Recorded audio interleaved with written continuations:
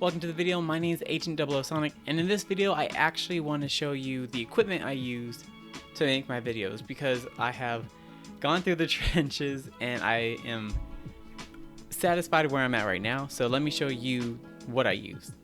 So for example, what I'm using right now is not my main camera. My main camera is right there. It is the Nikon D3500, and I switch between two lenses. The first lens is the Nikon DX18 to 70. So this is where I can get a little bit more closer up shots, but it does not do very well going far. So that's why I have that. It is a 70 to 300. Now all of that came in a kit from Sam's Club years ago. Don't even know where, when, or if you can still get it as a kit, unless you go to like mpb.com or pre-owned places. But my go-to for years was my beautiful and unfortunately retired EOS Rebel T3i. I bought this when I was working for Disney about 7 years ago. I loved it because it had the ability to do this. It's a DSLR, so it wasn't meant to do videos. It was this one and the Nikon. I could film for about 10 minutes at 1080, 1920, 60 frames per second, which really good, but it was designed for photos, not videos. So I have since then moved on.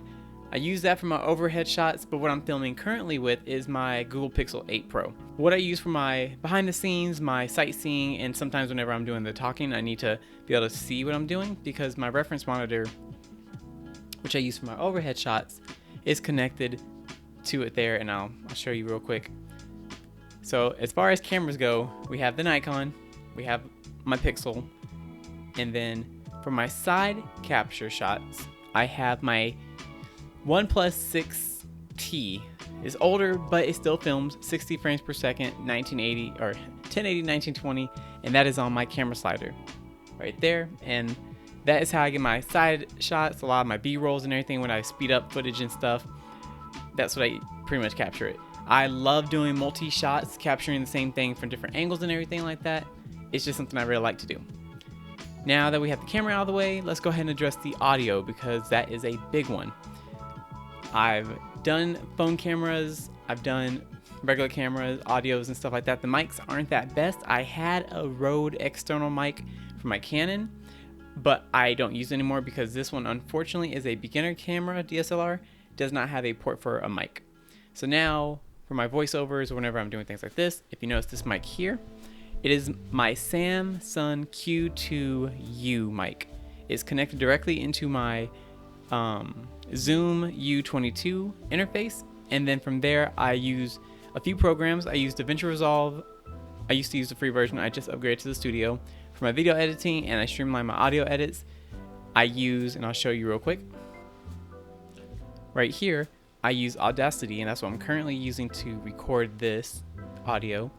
And I use it because I do a few edits. I can change things around, I can switch things up, and that's what I use for my audio. As far as music, I use royalty free. Well, I'll save that for the actual video on how to make videos. This one's just my equipment. So we got our cameras, we got our mic, lights. That's also important. I use natural light, and I have two soft light boxes.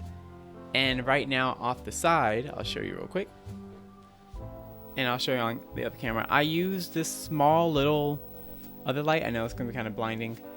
I'm using the LED 6200 Genere, and that's what I use as my fill light. So shout out to Josh to teaching me how to do lighting to make things look a little bit better.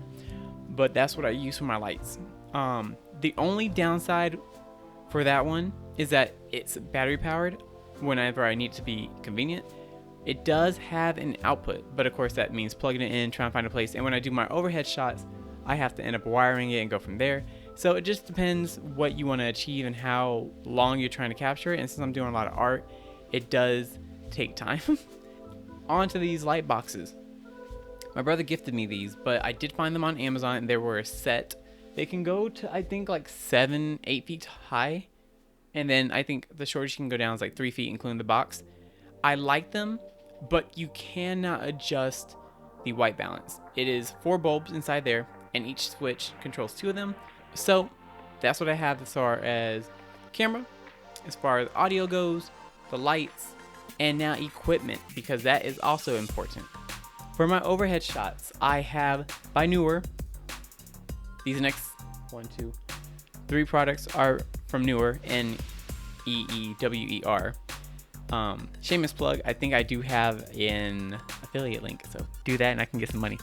But I have the overhead arm that is connected to a tripod, and that tripod is about 6 feet tall. That goes down, and that's what's supported with a counterweight. So if you look right here, boop, you got the camera, you got the arm, and you got the counterweight to hold everything in place. And then this has 3 adjustable heights, 1, 2, and 3 off camera. And then for the sexy side B-roll shots, you'll see that I flip the camera to the B-roll film. It is a camera slider. That is what I put my OnePlus 6T on, and I set certain times and everything like that for how long I want to capture it. And you can set how long you want the slider to go from point A to point B. And that's usually when I use it for those sped up segments, whenever you see me just working on an art piece, and it goes from there. But I believe that's pretty much it as far as my equipment goes. Oh, my various other stuff. I have a boom arm, so that way I can move my mic whenever I need to. I have a little mic stand that came with the mic, so that way if ever I'm somewhere and I have the mic and I'm just recording instead of having the boom arm in the way, I have that. Important things. For my cameras, they run off of micro SDs. See if that goes from there for y'all. Probably not. Maybe. And I use this adapter with a 3.0 by Anker. You just pop in either a micro SD or an SD. Since I have the adapter, since my camera only takes SD, I pop that in here. I transfer the videos and it goes from there. Speed test wise, it does okay. I think if I have for every gig, it's not the best speed, but it does what I need to do. This is very important. Also very important, if you plan on moving or not being able to have a steady power supply, batteries. You need a lot of batteries, because I believe when I film, I can only get about 30 to 40 minutes worth of film on these batteries. I don't know why, it's just aggressive on the battery. And I'm gonna kill my fill light. Sorry about that. I know it just changed everything. Between my camera slider and my lights, I need to have a multitude of NP F550 720 volt batteries. These things are indispensable for lights. It controls that. It controls the controller for the camera slider and a whole bunch of things. So I would recommend stocking up. I only run that battery when I'm doing my fill light for these kind of footage captures. But I've said like 16 times. That's about it as far as equipment goes.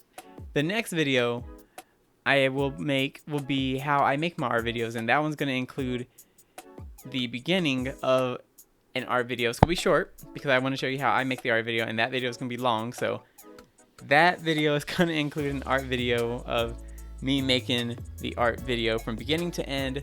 So thank you so much for watching. Peace, love, and hot sauce. And I promise you, I'm still working on a whole bunch of stuff. I just thought this would be a cool one to kind of do. And I don't know, just I haven't done an equipment video, so I just thought it'd be time to do one.